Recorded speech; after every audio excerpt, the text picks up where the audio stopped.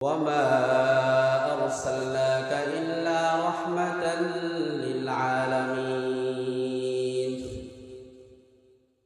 ও নবী মুহাম্মদ, আমি আপনাকে গোটা জগতের জন্য রহমত স্বরূপ প্রেরণ করলাম।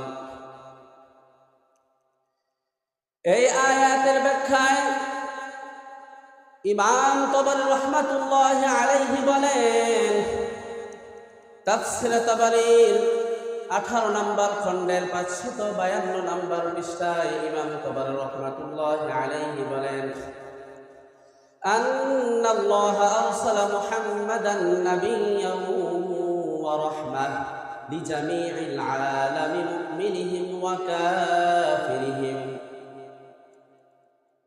আল্লাহ পাক রব্বুল আলামিন তিনার বিশ্বনবী সাল্লাল্লাহু আলাইহি ওয়াসাল্লামকে গোটা জগতের জন্য পাঠাইছেন, মুমিনদের জন্য এবং বেঈমানদের জন্য রহমত স্বরূপ প্রেরণ করেছেন।